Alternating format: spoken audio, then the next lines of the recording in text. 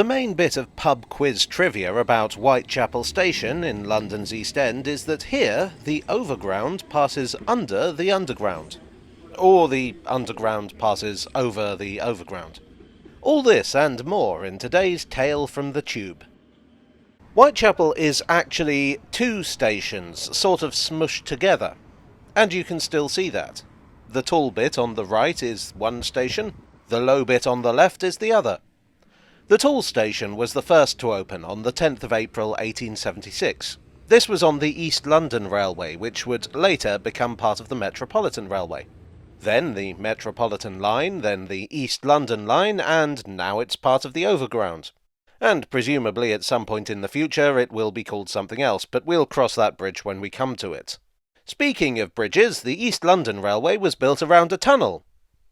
Not a bridge. What happened was that in 1841 the Thames Tunnel opened. This was the first tunnel to be constructed under a navigable river, and as such was the ancestor of just about every major underground tunnel constructed since.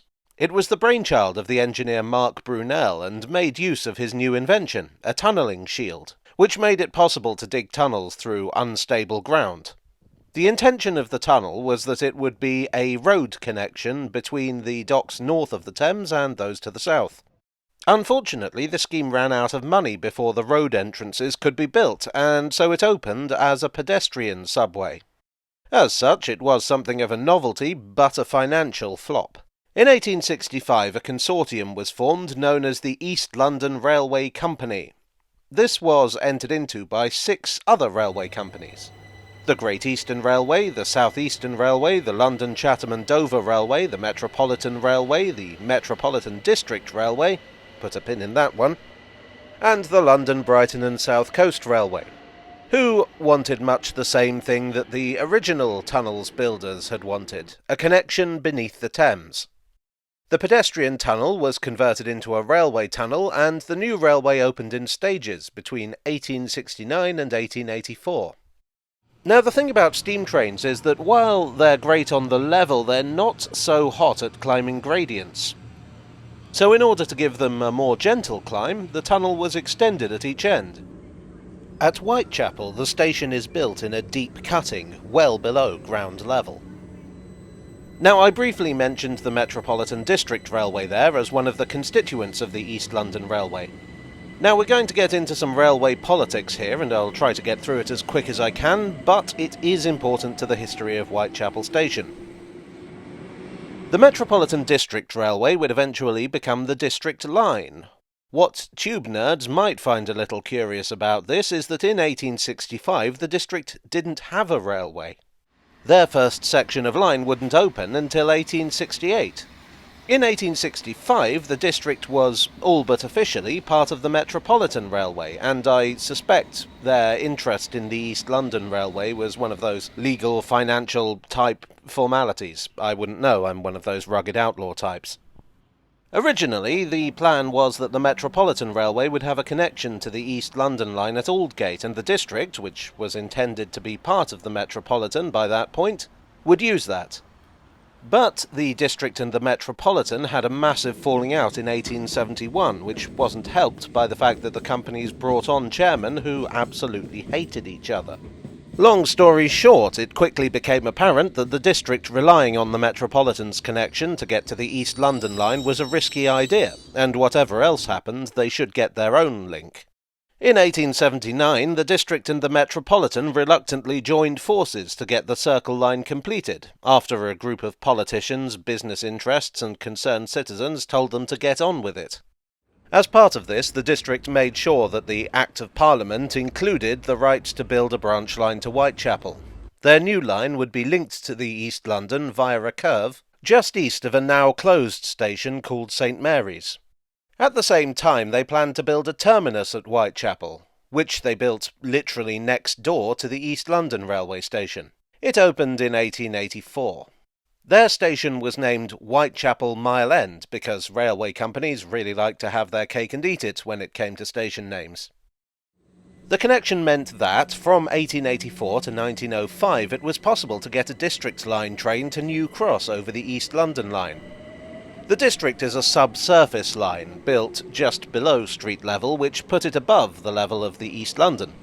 In 1902, a third line joined the party, sort of.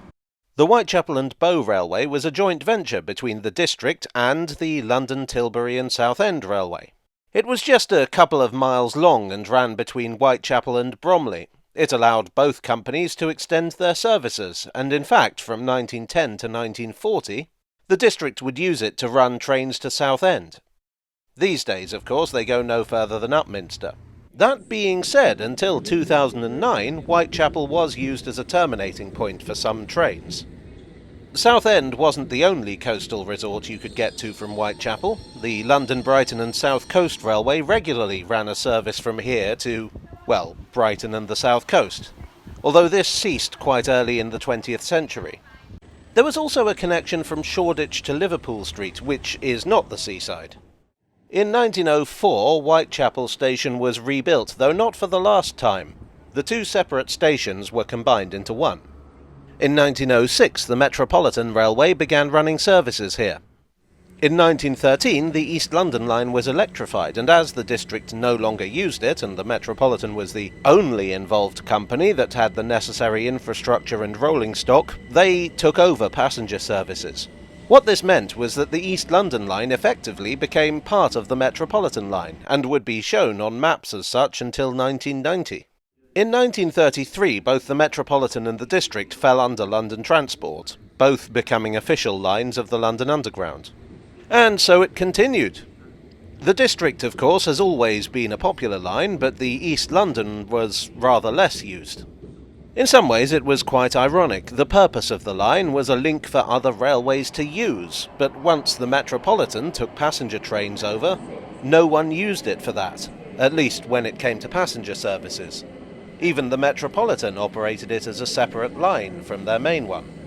Goods trains did use the line to get from north to south until 1962, and in 1966 the connection at Liverpool Street was lifted. This left the old East London Railway as a short line with no connection to central London and fairly limited use. There were a few ideas to improve matters. One interesting idea from the 80s was to convert the East London line into a Docklands Light Railway-style metro. But in 1993 a new scheme was hatched. Then it was known as the East London Line Extension. In 2006, though, it would be given the title of the Overground. This would once again turn the line into a link in a larger network, with an extension over a disused section of the old North London line at Shoreditch, and a reinstated connection to the South London lines.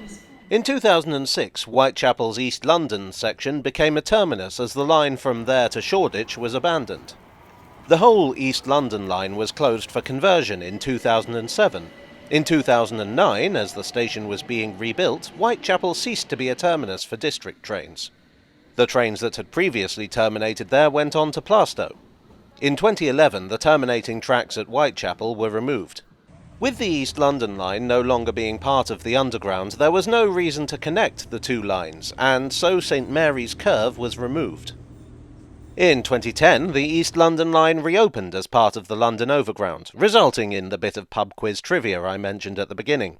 The last major change took place in the 2010s, when work began on rebuilding the station in anticipation of the Elizabeth line, or Crossrail as we called it back then. This was the biggest rebuild yet. In fact, a new temporary entrance had to be built to keep things going while the enormous construction project went ahead. The district platforms were converted into a single wide island platform. A new back entrance was put in just around the corner from the temporary entrance. The new station draws inspiration from the nearby Whitechapel Bell Foundry, having brass accents all over the place and a ceiling that's patterned after a sound wave. On the Elizabeth line platforms, Chantal Joffe's collage artwork, A Sunday Afternoon in Whitechapel, celebrates the local area. The Elizabeth line station opened with the rest of the line on the 24th of May 2022. The station has bilingual signage. The name is written in English and Bengali at the entrance. This is not the first time the station has had bilingual signage.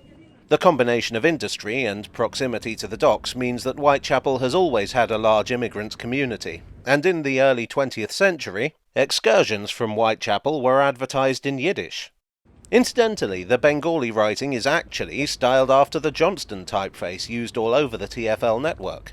Admittedly, that's hard to tell if you can't read Bengali, which I can't. I guess you could say that the history of Whitechapel Station is a history of connections. Of connections between railways and, in a way, of people. Man, I hope I come up with a better ending than that before this thing goes live.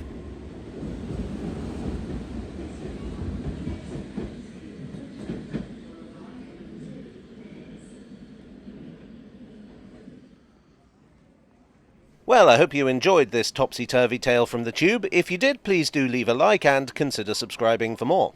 I'd like, as always, to thank my donors on Ko-fi and Patreon and here on YouTube for your support. You are the enforced cooperation to my circle line. And I'll see you all again very soon for another Tale from the Tube.